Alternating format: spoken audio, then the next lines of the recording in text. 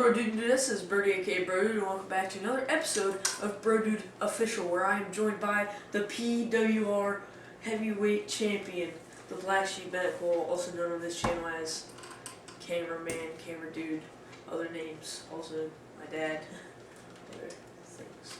Thank you, BroDude, for having me. It brings me great pleasure to appear here today with this.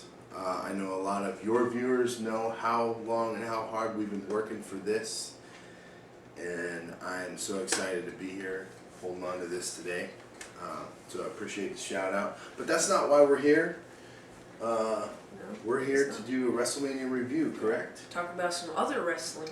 Wrestlemania happened in front of no crowd. It was insane.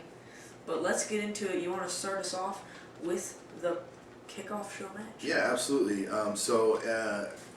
WrestleMania this year split into two nights. Definitely the most unique WrestleMania ever due to current circumstances. I'm sure everybody knows. We're not going to go into details.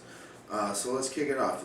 Night one pre-show match was Drew Gulak versus Cesaro. I personally thought this was a nice little match. Nothing incredibly stood out to me, but I thought it was good. I gave it a 2.5 out of 5-star rating. I agree. I thought it was a pretty nice little match, and for what it was, I thought it was pretty good. There wasn't really any mistakes in there, and I gave it a 3. So we'll be putting down our average there every time. So there it is under us. Anyways, now we start off the show, the main show, with the Kabuki Warriors defending their women's tag titles against Bliss Cross Applesauce, as they called themselves. This was a hot opener, you know, some back and forth stuff, some good false finishes, and Bliss and Cross won this one, and I thought this was a pretty solid match. I gave it 3.5 stars. I actually really enjoyed this match as well, BroDude. I thought that it was a nice opener, set the pace for the evening, and I thought that it was a really, really good tag team match, and I gave it 3 stars. Nice, nice. All right, you can take the next one. Okay, I'm going to throw this in real quick. I think we should have stated this before.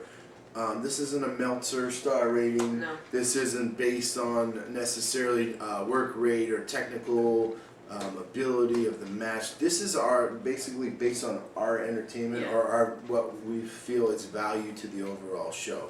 So, you know, this isn't who has the best in-ring match or, you know, work rate. This is more fun than that. This is just how we felt it entertained us. Absolutely. Pretty much. Am I correct on that? Yeah, that is true. All right, just throwing that in there. So, next match, Elias versus King Corbin. A decent little match. Again, it was fun. Nothing bad. I personally just wasn't incredibly invested in the match. And that's the only reason why I gave it 2.5, which is like pretty much an average rating. That's not bad. That's not to say anything bad. Absolutely. I agree with you exactly. I also gave it 2.5 stars. Not a bad match, not a great match. It was just alright. So then we go to our next match. Surprisingly, this early in the night, we have Becky defending her Raw Women's title against Shayna Baszler in a very hard-hitting affair, back and forth. Shayna got her submission move in, the Karafuda clutch, but then Becky rolled over in a shock victory.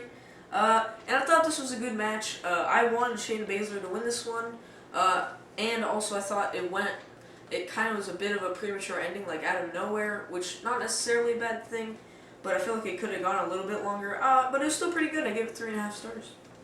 All right. I also enjoyed the match myself. I was definitely surprised by the ending, as I think a lot of people were. I'm not necessarily saying that was bad. It's good to have some shock value at WrestleMania. I thought the match was super hard-hitting, really entertaining. I really enjoyed the match. And I think at the end of the day, what that leaves open, they left the door open. It was a win for Becky, but it wasn't a definitive win. It was a got by the skin of your teeth kind of win, which definitely, to me, says there's probably more going to happen with this. and I look forward to it because what we saw from their first outing was pretty good. Overall, for its value to the show, I gave it a 3. Okay, indeed. You can take the next match. And next match, Sami Zayn defending the Intercontinental title against Daniel Bryan. Certainly the match was good. Of course it was. It was Sami and Daniel Bryan. I thought it was fun. I liked it. Finish of the match was pretty cool looking. I gave it a 3. I gave it a 4 actually. I really did enjoy this matchup. 2 of my favorite current superstars going head to head, so I really did enjoy this one. So yeah, 4 stars for that one. Next up, since The Miz was out, it is now a triple threat singles match for the tag team titles. A bit odd. Jomo defending against Kofi Kingston and Jimmy Uso, and I thought this was an incredibly fun match. It was just great in terms of ladder matches. There's a lot of really cool spots, like Jomo, hitting the, not really Starship Pain, but like forward Starship Pain onto Jimmy Uso onto the ladder. Kofi Kingston hitting the huge Hurricane Rana. There was a lot of cool stuff in this match. So I ended up giving it 4 stars as well. Okay, I thoroughly enjoyed this match, and of course I expected it to be good. You think of the 3 guys that are in it, you think about it being a ladder match. Of course it was going to be good, but sitting there and actually watching it in the moment, I was blown away by how much these guys brought it. I know it had to be hard to do that in front of no fans, and for that reason I really appreciated it. I mean, they brought it. I gave it 4.5 stars. Nice. I also want to mention the really cool finish when they all had the titles and then Jomo pulled the titles down. That was really good. For the next match, we had Kevin Owens taking on the Monday Night Messiah, Seth Rollins. Seth Rollins coming out in his Wrestlemania white. Sweet look. Nice match. They actually, I think, technically had 2 matches. Yeah. I enjoyed it. At first, when they had the end of the first match, I bought into it, and I thought, man, really, you're going to end a WrestleMania match with a disqualification? But then they came, and really brought it hard for the second part of the match, or second match, whatever. I really liked it. Big jump from Kevin Owens. High risk maneuver, pretty sweet. I gave it a 4.0. I also gave it a 4. The huge jump was really cool, and the first part of the match was good, but then it really picked up when it became no DQ. He hit the huge dive, he hit the stunner, and it was very satisfying. It was a very satisfying match, and I really enjoyed it. So that's why I also gave it 4 stars. Moving on to the, semi-main event as Goldberg defends his Universal title against Braun Strowman because, of course, Roman Reigns couldn't be there. So I'll just tell you exactly what happened in this match, every single move. Spear. Kick out. Spear. Kick out. Spear. Kick out. Spear again. And then he's like, ah! And then he goes for the jackhammer, and Braun's like, no. No. So then Braun Strowman, power slam. Power slam. Power slam. And then he remembers that his finisher is a running power slam, and he hits him with a running power slam. 1, 2, 3, new Universal Champion. Now here's the thing, this wasn't a great match.